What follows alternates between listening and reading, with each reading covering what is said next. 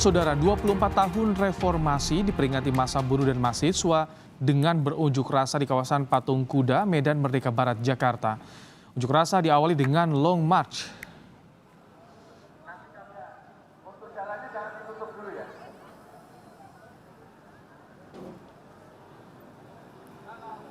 Masa berjalan bersama atau melakukan long march dari kawasan Tamrin menuju kawasan Patung Kuda Arjuna Wijaya, Jakarta. Kesejahteraan buruh, upah layak, dan perbaikan kondisi ekonomi jadi sejumlah tuntutan buruh memperingati 24 tahun reformasi yang jadi sejarah penting demokrasi di tanah air. Orangnya terlalu numpuk.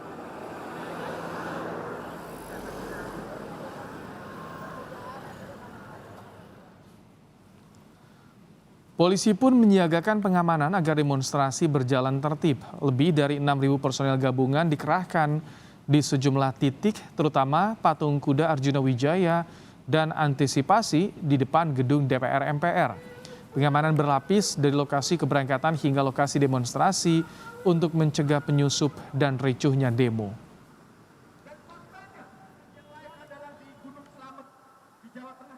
Kemudian untuk kesiapan pengamanan sendiri, kita sudah menyiapkan personil untuk menjaga dan mengawal kegiatan ini ya. Kurang lebih 6.600 personil yang kita libatkan.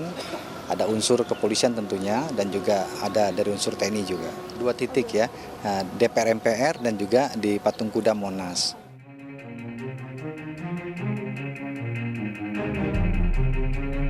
(21 Mei 1998) tercatat dalam sejarah bangsa sebagai Hari Reformasi.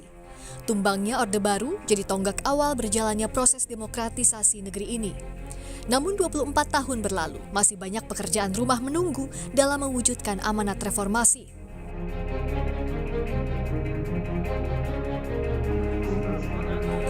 Peneliti senior CSIS, Philips J. Vermonte menilai demokrasi Indonesia rentan dengan risiko kolaps tiba-tiba atau berjalan lambat. Faktor ekonomi misalnya, struktur ekonomi masih didominasi kelompok yang dekat kekuasaan. Perilaku politik serta segi institusional, proses elektoral masih dekat dengan politik uang dan korupsi. Proporsional itu dekat dengan tingkat korupsi, gitu. Itu kan sebetulnya gampang saja karena sistem proporsional itu memungkinkan banyak calon yang berkompetisi secara bebas gitu ya, dan tentu saja butuh kampanye dan lain-lain. Akibatnya uang yang beredar banyak, di dalamnya terjadilah uang yang dari sumber ilegal maupun legal. Sebagai penyeimbang, sedianya masyarakat sipil berbekal kemampuan teknokratis atau menguasai pengambilan keputusan di berbagai bidang agar bisa mumpuni dalam mengawasi kekuasaan. Serta penegakan hukum tak boleh tebang pilih. Rule of law itu artinya bahwa perilaku hukum terhadap semua warga negara akan sama tanpa kecuali, ya kan? Baik dia yang elit atau yang punya kekuasaan atau yang tidak punya kekuasaan dan tidak elit, dia akan terkena hukum yang sama. Jangan sampai menjadi rule by law. Ketika rule by law artinya orang yang lebih punya kuasa bisa menggunakan hukum untuk mencapai tujuannya. Kelompok masyarakat sipil, termasuk media, harus bisa mulai memahami aspek-aspek teknokratisme. Kalau kita tidak bisa, kita tentu saja tidak akan bisa mengimbangi negara, gitu. Karena negara punya pengetahuan teknokratis dan birokratis, gitu. Kalau masyarakat sipil tidak bisa mengembangkan kemampuan teknokratis, dia tidak akan pernah bisa menjadi bagian dari check and balances terhadap pemerintah. Nyala optimisme demokrasi harus dirawat. Lebih dari 2 dekade, kebebasan sipil, menuntaskan pelanggaran HAM, dan memberantas korupsi semestinya jadi bukti nyata menjaga nyala api reformasi. Tim Liputan, Kompas TV.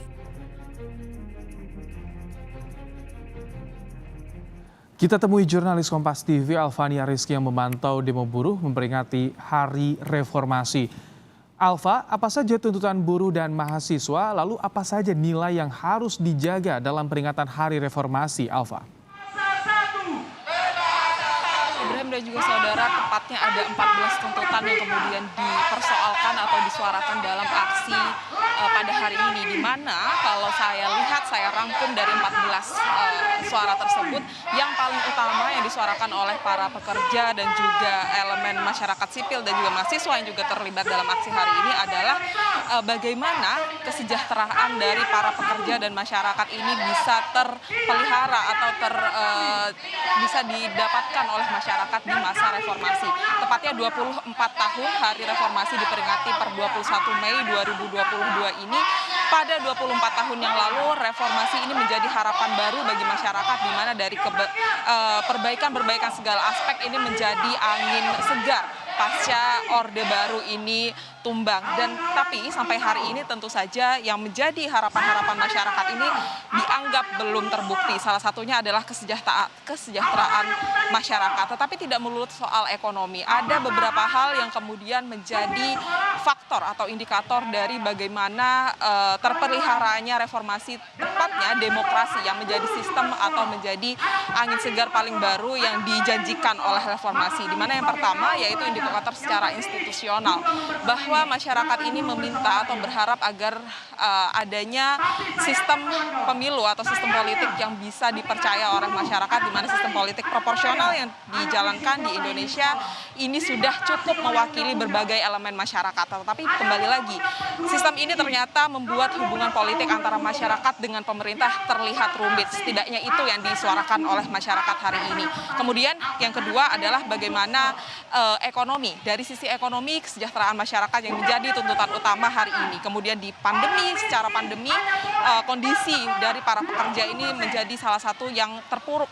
Dan yang paling kuat adalah bagaimana Undang-Undang Omnibus Law ini masih menjadi bahasan utama dari para pekerja, masyarakat, dan mahasiswa yang menjalankan aksinya hari ini.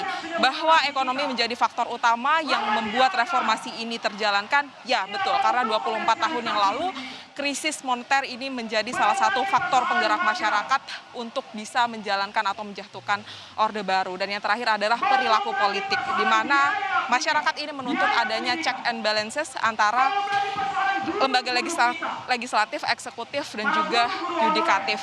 Dan yang paling penting adalah bagaimana kebebasan hak asasi manusia yang kemudian menjadi tuntutan utama dalam aksi hari ini. Karena pemerintah ini menjanjikan bahwa kebebasan hak asasi atau kebebasan berekspresi ini menjadi salah satu yang diamalkan dalam reformasi. Dan yang terbaru bahwa pemerintah ini menjanjikan untuk penyelesaian kasus HAM berat ini akan diselesaikan secara non-yudisial, tetapi sampai hari ini tentu saja penyelenggaraan atau penyelesaian secara hukum yang paling dinantikan oleh masyarakat.